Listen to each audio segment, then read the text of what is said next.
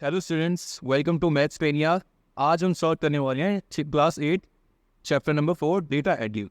इससे पहले हम सेकंड चैप्टर यानी linear equations in one variable ख़त्म कर चुके हैं। अगर आपने वो वीडियोस नहीं देखी है तो वो भी देखो, बड़ी मज़ेदार वीडियो है। लगभग 5 पार्ट्स में हमने पूरे चैप्टर को कवर कर दिया गया है। लिंक आपको डिस्क्रिप्शन में मिल जाएगा। ओके, तो स्टार्ट करते हैं डेटा एडिव से। अब देखो, चैप्टर स्टार्ट करने से पहले हम बेसिक्स जान लेते हैं कि डेटा हैंडलिंग का असल में मतलब होता क्या है, ये कहाँ काम आता है और हम इसको कैसे यूज़ कर सकते हैं, है ना। ये इतना इजी चैप्टर है और आपको बिल्कुल बढ़िया मार्क्स लेके जाएगा, बिल्कुल फ्री के मार्क्स होते हैं इसमें, है ना। चलो स्टार्ट करते हैं। तो सबसे पहले देखो, डेटा है ये, ठीक है। यहाँ पे लिखा है डेटा। अब डेटा का मतलब क्या होता है जी? हाँ, ये वो वाला डेटा नहीं है जो आप नेट पे यूज़ करते हो, 1.5 GB डेटा, 3 GB डेटा, ये वो वाला डेटा नहीं है। कलेक्टेड इन्फॉर्मेशन को हम डेटा बोलते हैं। अभी कौन सी कलेक्टेड इन्फॉर्मेशन की बात की गई है?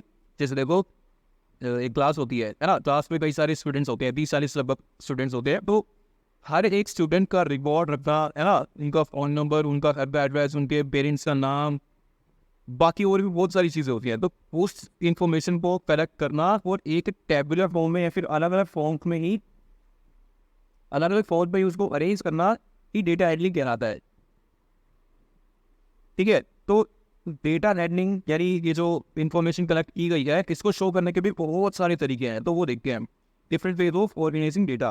तो सबसे पहले आते हैं हमारे पास पिक्टोग्राफ्स। अब देखो, पिक्टोग्राफ्स का मतलब ये इसके नाम से ये भी समझ में आना चाहिए कि पिक्टोग्राफ यानी पिक्चर के द्वारा रिप्रेजेंटेड ग्राफ को हम पिक्टोग्राफ बोलते हैं, ठीक है। जो इन्फॉर्मेशन पिक्चर्स के थ्रू समझाई जाती है या फिर कन्वे की जाती है, इसी को हम पिक्टोग्राफ बोलते हैं। अब यहाँ पे आपको साइड में कुछ दिख रहा होगा, ये जो टेबल बना रखी है मैंने, ये देखो, यहाँ पे एक फल बना रखा है मैंने, एप्पल्स, ठीक है। मान लीजिए मैं एक फ्रूट सेलर हूँ और मैं एप्पल सेल करता हूँ, ठीक है। एप्पल सेल कोई भी तो मान लो, ठीक है।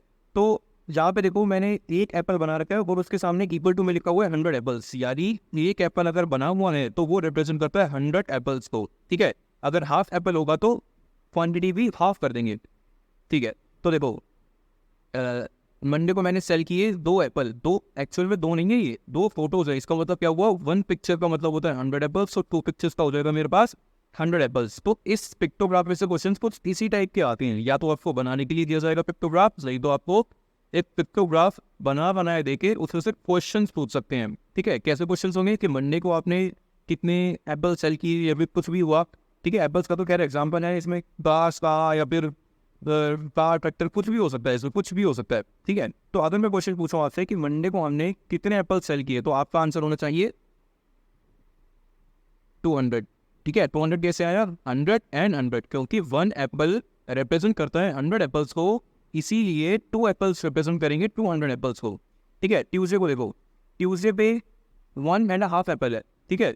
1 कंप्लीट एप्पल है, 2 सेकंड वाले वो हाफ है। तो इसका मतलब क्या हुआ? ये 100 हो गया और ये 50 एप्पल्स हो गए। तो ट्यूसडे की बात करेंगे तो ट्यूसडे को हमने सेल किए 100 + 50 यानी 150 एप्पल्स सेल किए थे, ठीक है। वेडनेसडे को देखे तो 1 + 1 + 1 3, मतलब 300।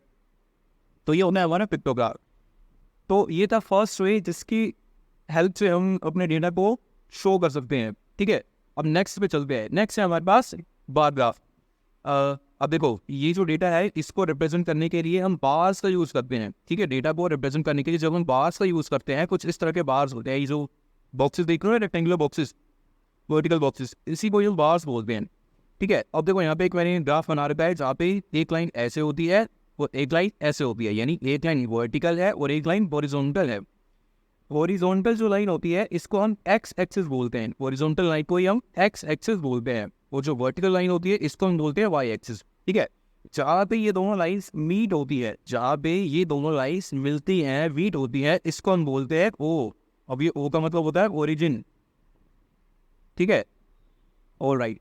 तो देखो, एक्स एक्सिस में मैंने लिखा हुआ है सब्जेक्ट्स, यानी ये जो बार्स है ये क्या शो कर रहे हैं? कितने मार्क्स आए हैं डिफरेंट सब्जेक्ट्स में, ठीक है। देखो, ये देखो, यहाँ पे फर्स्ट बार में मैंने लिखा हुआ है मैथ, सेकंड में हिंदी और थर्ड में है इंग्लिश। और ये जो वाई एक्सिस है ये रिप्रेजेंट करती है मार्क्स स्कोर को, यानी मेरे मार्क्स कितने कितने आए हैं डिफरेंट सब्जेक्ट्स में, इन 3 सब्जेक्ट्स में, ठीक है। तो कैसे ये, जैसे मैथ्स का तो मैं रीड करना चाहूँ कि भाई मैथ्स में मेरे कितने मार्क्स आए हैं, तो मैथ्स वो कहाँ तक एक्सटेंड है इसका, 40 तक है, तो मैथ्स में आए हैं मेरे 40 मार्क्स। ऐसी हिंदी की बात करें तो 10 and 20। यहाँ तक है ना, देखो यहाँ तक क्या, तो ये 20 मार्क्स आए मेरे हिंदी में। अब इंग्लिश की बात करें तो लगभग ये 50 मार्क्स बनते हैं, ठीक है। तो ये थे हमारे फर्स्ट 2 मेथड जिसकी हेल्प से हम अपने डेटा को ऑर्गेनाइज कर सकते हैं और उनको रिप्रेजेंट कर सकते हैं। अब नेक्स्ट इसका तो नेक्स्ट इसका पाई चार्ट, वो हम करेंगे आगे। तो स्टूडेंट्स ये देखिए, ये है हमारे पास सर्कल ग्राफ, जिसे हम पाई चार्ट के नाम से भी जानते हैं। अब देखो पाई चार्ट या फिर सर्कल ग्राफ जो होता है, ये हमारा सर्कुलर फॉर्म में होता है, सर्कल के फॉर्म में होता है, ठीक है। जिसमें एक सेंटर होता है और उसमें कुछ लाइन होती है जो रिप्रेजेंट करती है अलग अलग सेक्शंस को, ठीक है। अब जैसे इसका आपको स्टडी करते हैं हम एक बार, तो देखो इसमें दे रखा है कि एक स्टूडेंट अपना टाइम, अपने जो 24 घंटे होते हैं एक स्टूडेंट के पास, वो किस प्रकार से स्पेंड करता है, ठीक है। तो देखो आप भी एक स्टूडेंट हो, तो आप भी ऑलमोस्ट इन्हीं सब चीज़ों में अपना जो टाइम है वो स्पेंड करते होंगे। तो सोने के लिए यानी स्लीप के लिए लगभग 8 आवर्स को यूटिलाइज करता है वो, है ना। स्कूल आवर्स में उसके 6 आवर्स है, प्लेइंग के लिए वो 3 आवर्स लेता है, अदर आम करने के लिए खाना पीना या फिर फ़ोन चलाना वगैरह वगैरह, ये सब बात उसको 3 घंटे लगते हैं, और होमवर्क करने में उसको 4 घंटे लगते हैं, बहुत ज़्यादा टाइम है, ठीक है। तो ये थे हमारे आज के ग्राफ। सबसे पहले हमने पढ़ा पिक्टोग्राफ, उसके बाद पढ़ा हमने बार ग्राफ, उसके बाद पढ़ा हमने पाई चार्ट। तो आज थी हमारी, तो ये थी हमारी फर्स्ट क्लास। तो इसके बाद करेंगे हम सेकंड क्लास, जिसके अंदर हम कुछ क्वेश्चंस करेंगे, है ना, इन चार्ट से रिलेट, चाहे पिक्टोग्राफ हो, चाहे बार ग्राफ हो, चाहे ये पाई चार्ट हो। तो उसमें 2.1 सॉरी माफ कीजिएगा 2.1 नहीं है, 4.1 है, 4 स्टार्ट करेंगे, ठीक है। आई होप की वीडियो आपको अच्छी लगी होगी, तो इससे लाइक कर देना, शेयर कर देना, सब्सक्राइब कर देना इस चैनल को। और अगर आपने इससे पहले वाले चैप्टर यानी जो पोलियोमियल्स का हमने वीडियोस डाली थी वो नहीं देखी है, तो बिल्कुल जाके देखो, बड़े मस्त तरीके से हमने लगभग 5 पार्ट्स में हम कवर कर दिया वो चैप्टर, ठीक है। Okay bye then.